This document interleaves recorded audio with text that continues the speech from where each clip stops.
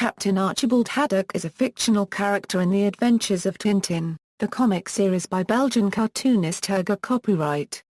He is Tintin's best friend, a seafaring merchant marine captain. Haddock is initially depicted as a weak and alcoholic character under the control of his treacherous first mate Allan, who keeps him drunk and runs his freighter. He regains his command and his dignity, even rising to president of the Society of Sober Sailors, but never gives up his love for rum and whisky, especially Loch Lomond. In the adventure Secret of the Unicorn, he and Tintin travel to find a pirate's treasure captured by his ancestor, Sir Francis Haddock. With newfound wealth and regaining his ancestral home Marlinspike Hall, Captain Haddock becomes a socialite. Riding a horse, wearing a monocle, and sitting in a theatre box seat. He then evolves to become genuinely heroic, volunteering to sacrifice his life to save Tintin's own in the pivotal Tintin in Tibet. In later volumes he is clearly retired. Throughout it all, the captain's coarse humanity and sarcasm act as a counterpoint to Tintin's often implausible heroism. He is always quick with a dry comment whenever the boy reporter gets too idealistic. Captain Haddock remained without a first name until the last completed story, Tintin and the Picaros. Character history: until Haddock's introduction, Tintin's constantly positive, optimistic perspective was offset by his faithful companion Snowy. Before Haddock, Snowy was the source of all dry and cynical side commentary for the series. Helga Copyright, however, realized Haddock's potential as a foil to Tintin.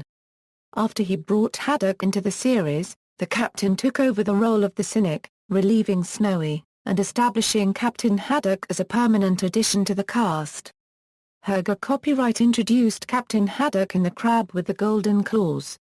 As the rum-loving captain of the Karabujan, a merchant vessel UC'd without Haddock's knowledge by his first mate Allan for smuggling drugs inside crab tins. Because of his alcoholism and temperamental nature, his character was weak and unstable, at times posing as greater hazard to Tintin as the villains of the piece. He was also short-tempered, given to emotional, expletive-ridden outbursts, and capable of infuriating behavior. At one point he even attacks Tintin when, traversing the Moroccan desert, he has the sun-induced illusion that Tintin is a bottle of champagne. However, Haddock is a sincere figure in need of reform, and by the end of his first adventure Tintin has gained a loyal companion, albeit one still given to uttering the occasional expletive. Helga Copyright also allowed himself more artistic expression through Haddock's features than with Tintin's. Michael Farr, author of Tintin, The Complete Companion, notes, whereas Helga Copyright kept Tintin's facial expressions to a bare minimum, Haddock's could be contorted with emotion. Farr goes on to write that in Haddock, Helga Copyright had come up with his most inspired character since creating Tintin. Sales of the volume in which Haddock was introduced indicated the character was well received. After a fairly serious role in The Shooting Star, where he has risen to become the president of the Society of Sober Sailors, Haddock takes a more central role in the next adventure, split over two books, The Secret of the Unicorn and Red Rackham's Treasure. Indeed, his family history drives the plot. Upon locating the treasure, the newly wealthy Haddock retires. Helga Copyright built the next adventure around Haddock, furnishing the character with an ancestral home, Marlinspike Hall. Harry Thompson, author of Tintin, Helga Copyright and his creation, writes that the introduction of this large and luxurious country house was to provide a suitable ancestral home for Tintin and himself to move into.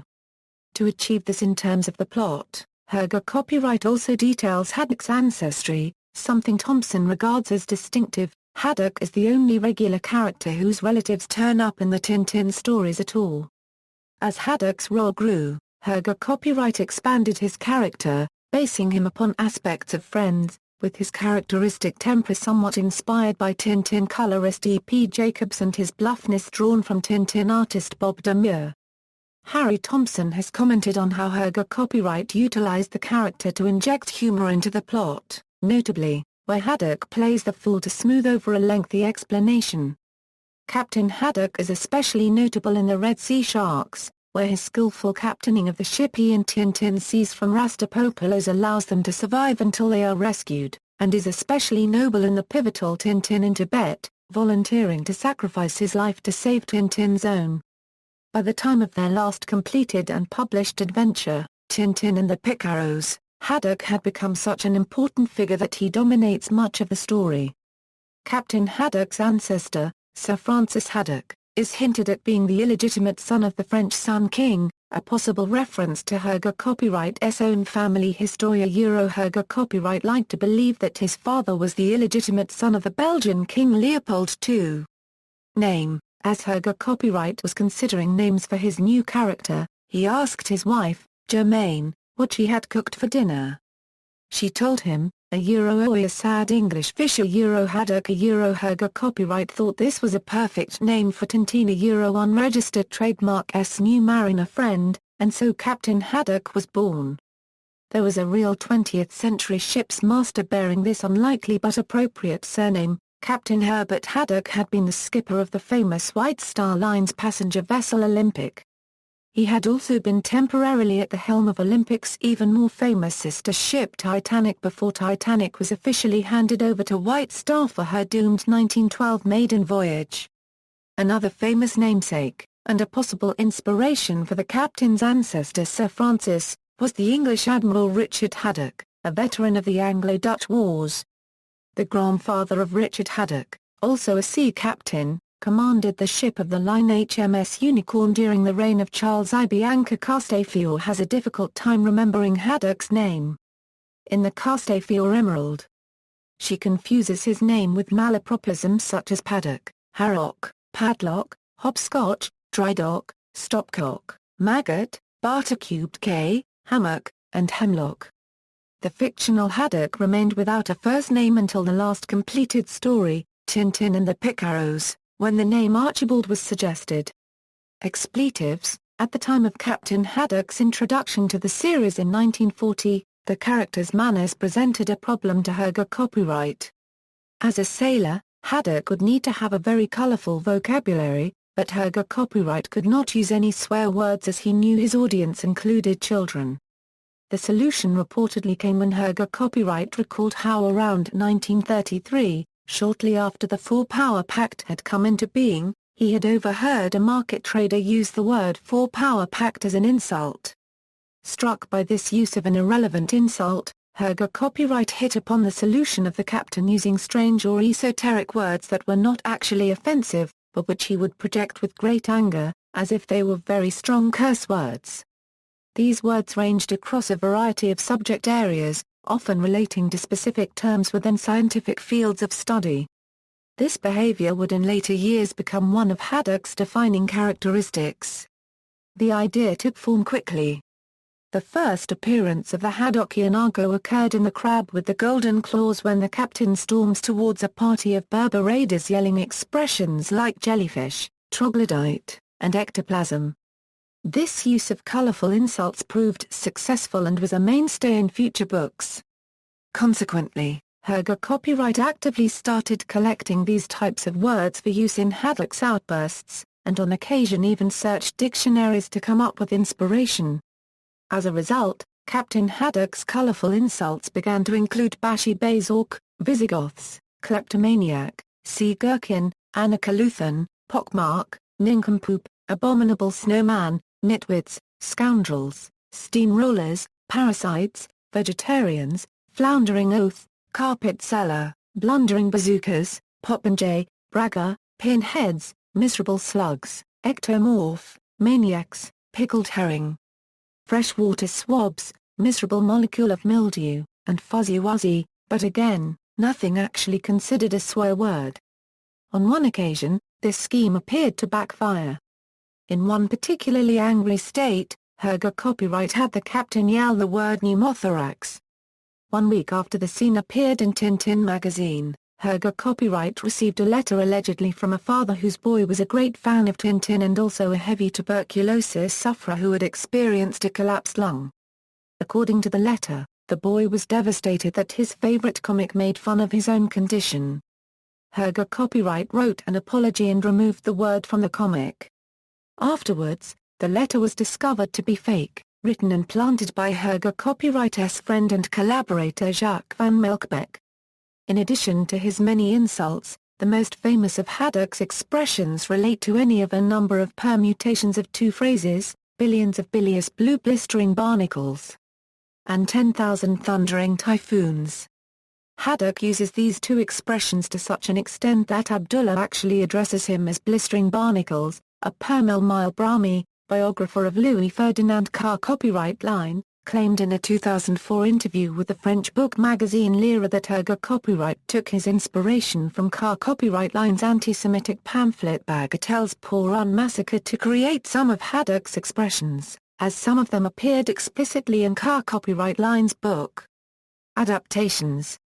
Captain Haddock was portrayed by Georges Wilson in Tintin and the Golden Fleece, by Jean Booz in Tintin and the Blue Oranges, and by David Fox in The Adventures of Tintin. On BBC Radio 4, he was portrayed by Leo McKern in Series 1 and by Lionel Jeffries in Series 2. In both the 1960s and 1990s television series, Haddock spoke with an Irish accent. In the latter he was voiced by David Fox. In the animated movie Tintin and the Lake of Sharks, he was voiced by Claude Bertrand. In the 2011 film The Adventures of Tintin, The Secret of the Unicorn, Andy Serkis supplies the voice and motion capture performance of Captain Haddock as well as his ancestor, Sir Francis Haddock. Haddock is initially portrayed as a drunk, who is always in search of alcohol. Tintin endeavors to cure the captain of his alcoholism, but eventually discovers that it is an essential component of his character. Commemorative statues and murals. A mural on a building at Rue d'Alta recreates a scene of Tintin, Captain Haddock and Snowy coming down a building fire escape from the Calculus affair.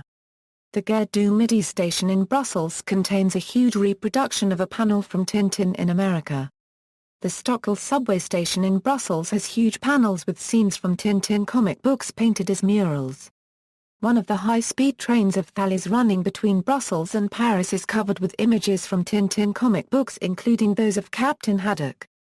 The Herger Copyright Museum in Brussels contains numerous memorabilia from Remy's works with respect to Tintin. An advertisement of Thalys shows Captain Haddock on a train platform with his trademark duffel bag, appearing to have stepped out of a Thalys train. A life-size resin statue of Captain Haddock was created and displayed at the 2012 San Diego International Comics Convention. External links: Captain Haddock's Curses, an A to Z list. See also, List of the Adventures of Tintin characters. References. Bibliography Fa, Michael. Tintin and Company. London, John Murray Publishers Limited.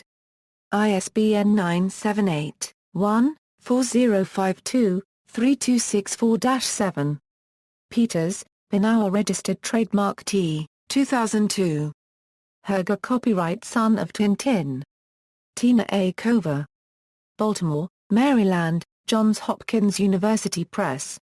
ISBN 978-1-4214-0454-7.